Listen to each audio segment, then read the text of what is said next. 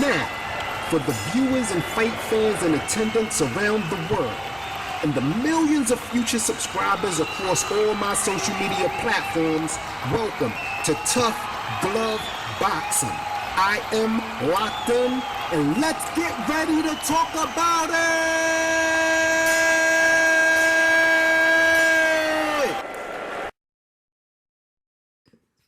Good, everybody, I'm locked in. Welcome to another episode of Tough Glove Boxing. So, you see who we got on the screen today. We're going to talk a little bit about Teofimo Lopez. Yes. I haven't done like a separate video on Teofimo. I don't think ever. I've always mixed it in with some other video. But I'm going to go ahead and give my thoughts on Teofimo Lopez. While I'm doing that, let's go ahead and pull up some information because I want to have some notes in front of me while I'm doing this. A lot of times I don't, no time. I never have a script or anything like that, but I do like to have my notes up so that I can be accurate with the information that I'm giving you guys, okay? Now, Teofimo Lopez is no longer at 135. He's moved up to 140, and I thought that was a good move. Do I feel like he should have been made that move? Not really, not really. I feel like it's good that he made that move now.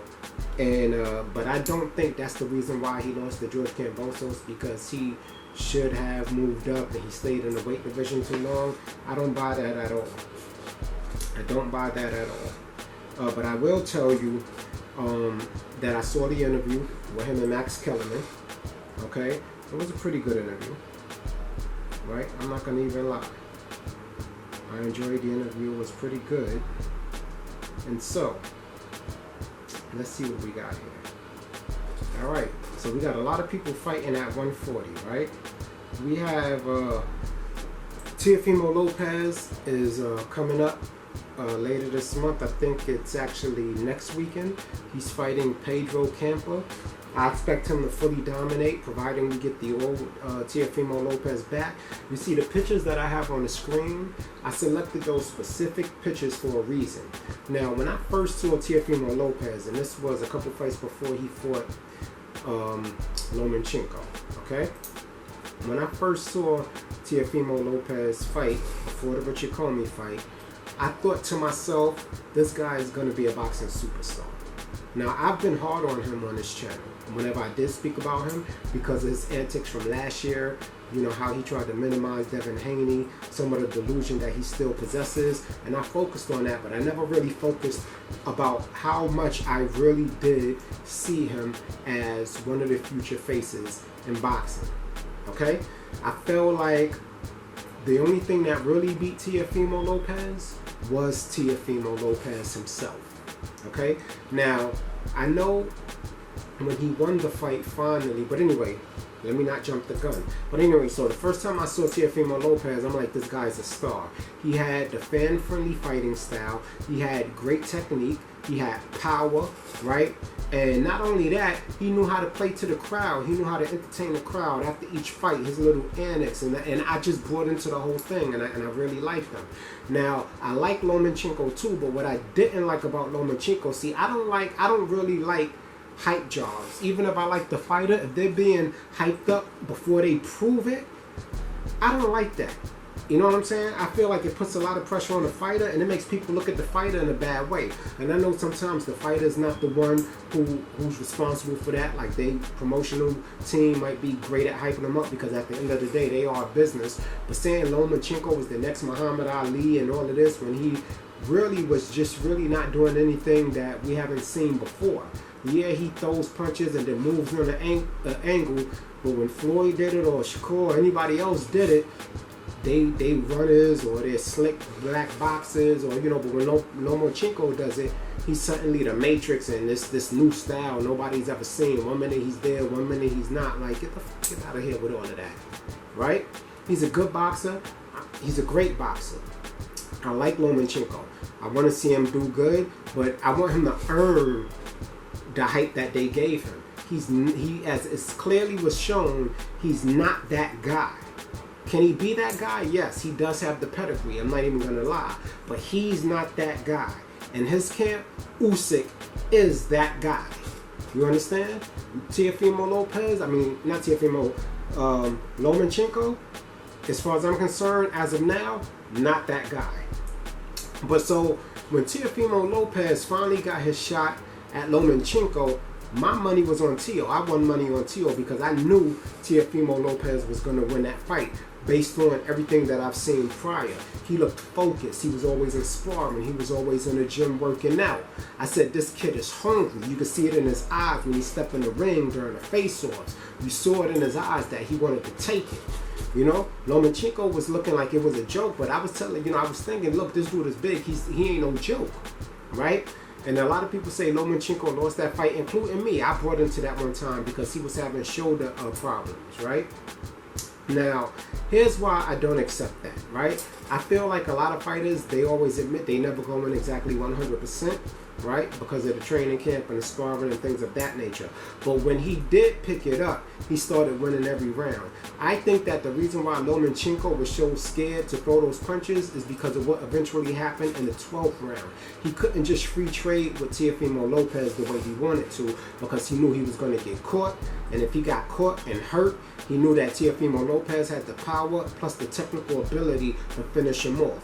I think the reason why he didn't throw those punches is when he first came out the first 2 rounds, he threw a couple punches. But what happened is when he usually throws his jab to blind the opponent and then shifts off to the right or to the left before they realize what his new position is and he hits him with another punch, he couldn't do that shit with Teofimo Lopez because Teofimo Lopez did what I always felt the other opponent should do. When he does that pivot to his left or pivot to his right shit, pivot with him. That completely takes that away. And that's Lomachenko's whole game is his angles. Now, like I said, he does have power. It got punches that he don't even look like would hurting opponents, right? But it's the setup, the way he sets up those punches that was special. Getting off to the angle and doing what he had to do. But it wasn't like it's never been done before. But once you take that away, he becomes basically an ordinary fighter. If he can't get his angles off, he becomes an ordinary fighter. Now, does Lomachenko have the ability to adapt, right? And come up with an answer for if he shifts to the angle and then the opponent shifts with him, can he then make another adjustment to offset that? I believe Lomachenko does have the pedigree and the ring IQ to do something like that. Okay? But in that fight, so I gave that to Teofimo Lopez. Clearly, Teofimo Lopez did win that fight, and in the last round, you saw who wanted it more. Okay? And then the last round is what really convinced me that Lomachenko was being cautious. Now, Teofimo Lopez, that we saw last year against Kambosos, that wasn't the Teofimo Lopez that fought Lomachenko in every fight before that. You see, you also not only have to have the technical ability, not also have to be able to entertain, but you also have to have the character of a champion. The character, right?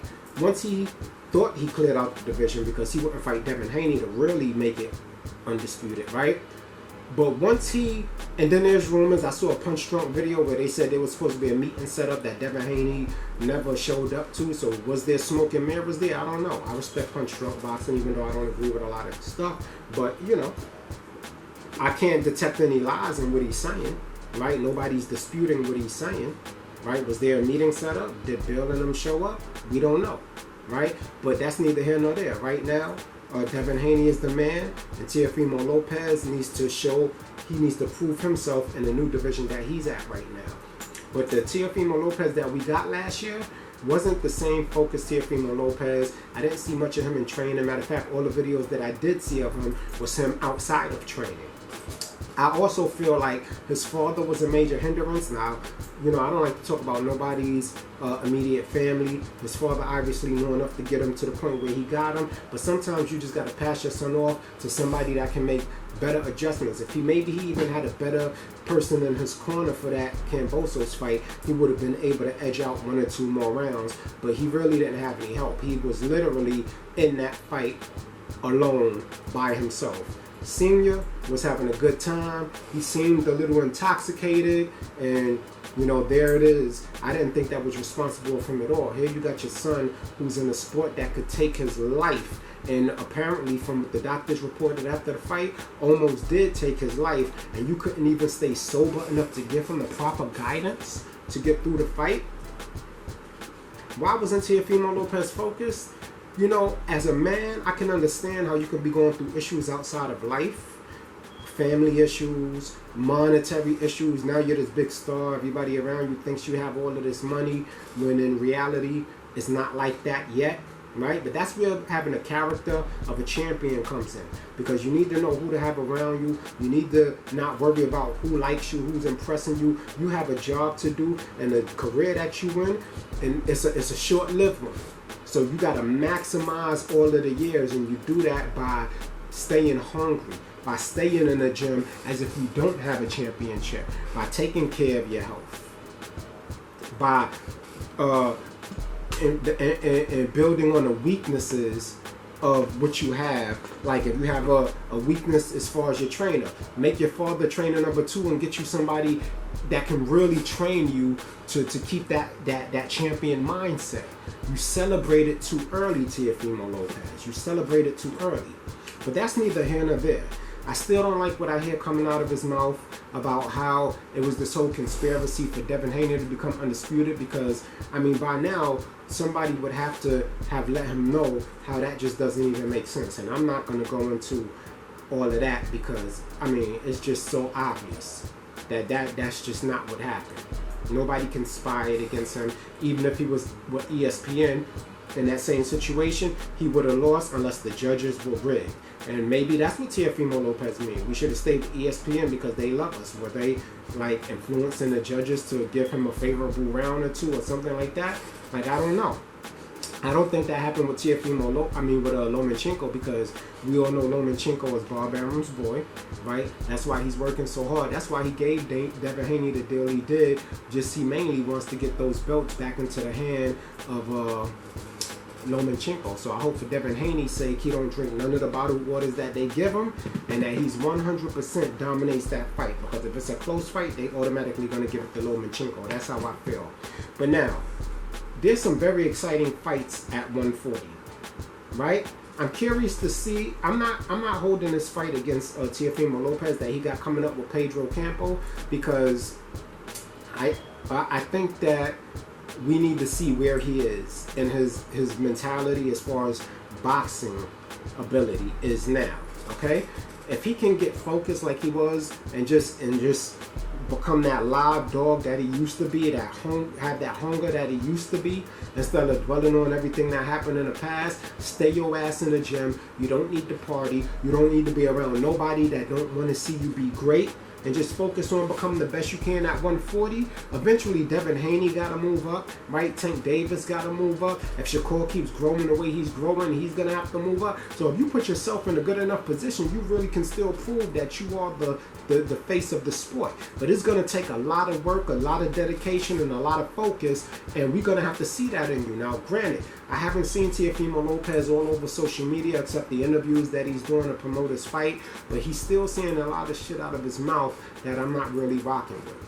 I can just hope that he's training physically. I can hope his father got on the ball and got them some help, or either put his own immediate indulgences to the side, at least until the camp is over, until the fight is over, so that his son can be in the best possible preparation possible for the fights and later on better fights in this division, because 140 is a loaded division, right? Now I know he's been chasing Josh Taylor around, right? I know he's been chasing him around. Taylor doesn't look like he want that Teofimo Lopez smoke yet. I don't think it's not because he's scared of him, but I think Teo should get in there with a few other fighters. We got Regis, we got Jose Ramirez, Jose Zabata, Gary Antoine Russell, Jack Catterall, Arnold Barboza. I mean, we got a bunch of fighters. Victor Postul, these are fights. Jose Pedraza, these are fights that he can take to pad up his resume and get that, experience.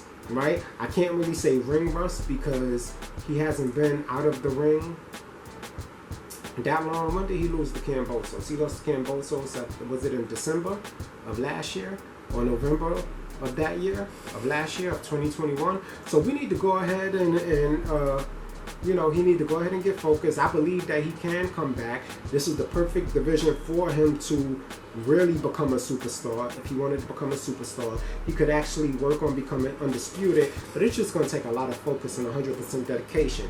Do you guys think that mentally Teofimo Lopez is capable of reaching the real height of a champion? Because, I always felt like once you became the champion, once you had all of those belts, due to the fact that everybody's aiming at you, that's the time when you're supposed to work the hardest. You don't work your hardest up until you get to the championship and then win the championship, and then now all of a sudden, you want to take it easy or you feel like you deserve a break. No, that's when you're supposed to step up your work and really dedicate yourself to the legacy that you want to have in the future. You want to be a Hall of Famer? Okay, then your job is just beginning now. You want to be known as a legend in the game? Okay, then your job is just beginning now. You know what I'm saying? Ain't no days off in the sport that you in, because your life is on the line. And your livelihood for your family is on the line. So I would ask of Teofimo Lopez, I'm glad you're back in the ring. I would ask that you 100% make boxing your life. You get back on your grind. You get back on your focus. Forget about everything that happened in the past and become the star that we all initially thought you was going to be, and show us that 2001 was just a man going through some issues that, he had to work through. Let us know that in this fight and the rest of the fights coming up that you've worked through those issues, you've manned up, and now you're ready to go ahead and continue to build your legacy. Anyway, how you guys feel about what I said? I'm locked in. That was another episode of Tough Glove Boxing. I'm out. You ain't gotta go home, but you gotta get the hell up out of here.